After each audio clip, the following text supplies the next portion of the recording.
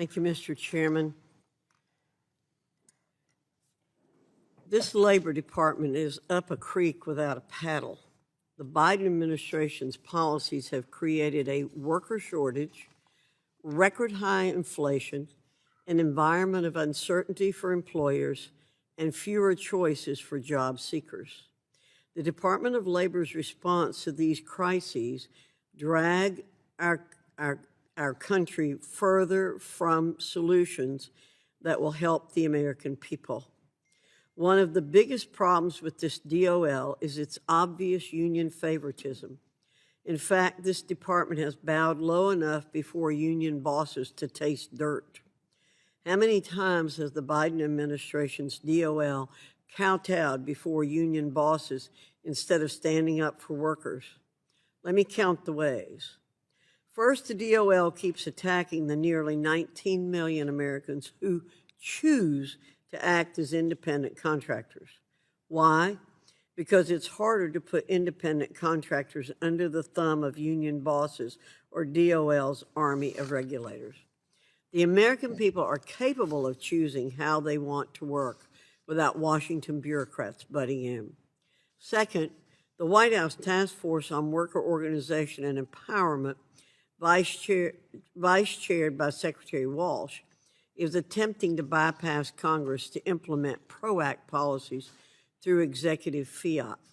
The so-called Protecting the Right to Organize Act is an attack on workers' rights and privacy, not to mention a massive Washington power grab. By negating right-to-work laws in 27 states, the PRO-Act would force more workers to give their paychecks to big labor, which spends more on left-wing special interests than on worker representation. Third, the DOL proposed an egregious Davis-Bacon regulatory change that uses an outdated prevailing wage definition from decades past to favor union wage rates. This rule change will disadvantage non-union construction workers bidding for federal contracts and lead to skyrocketing costs of federal construction to projects.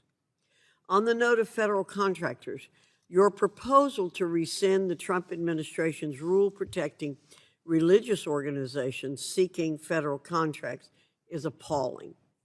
Faith-based organizations should be able to bid for federal contracts without fear of having to compromise their religious identity or mission. In all these ways, DOL favors unions with proposals and policies that will leave workers with less freedom, less flexibility, and fewer opportunities.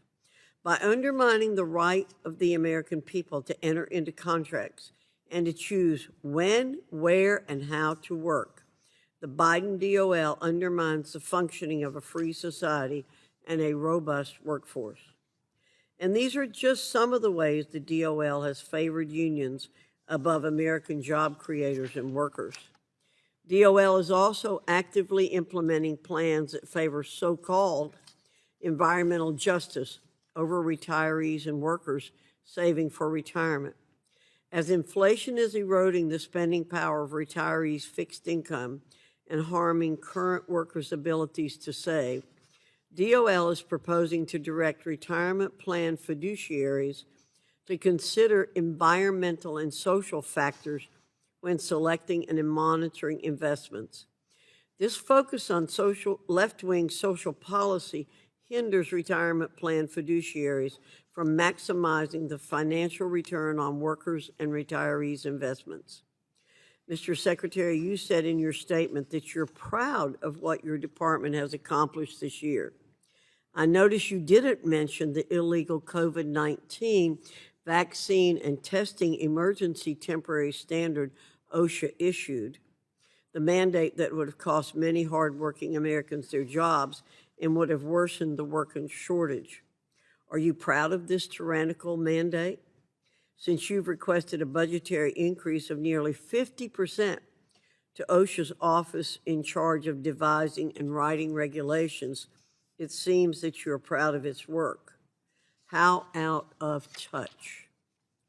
I'd also like to know if you're proud of OSHA's predatory actions against job creators.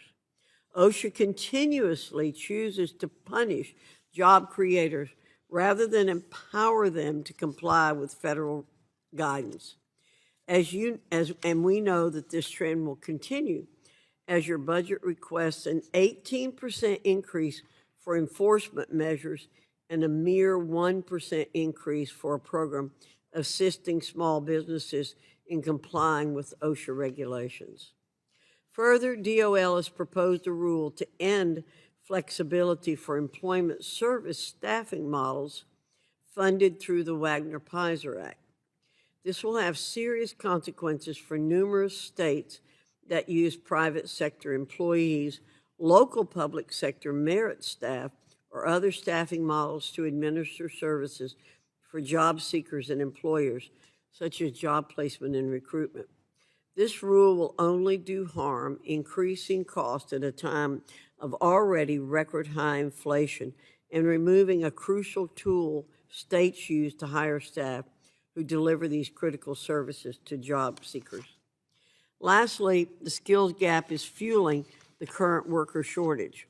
But instead of making the workforce system more responsive to employer needs, the Biden administration has doubled down on burdensome registered apprenticeships while shuttering the industry-recognized apprenticeship program.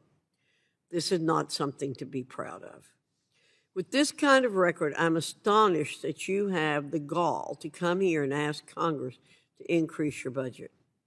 Mr. Secretary, we're not that dense.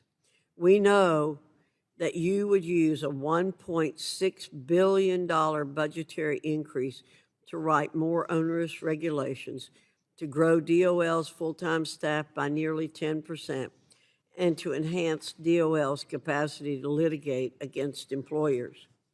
We will not endorse more of the same policies that have been failing our country.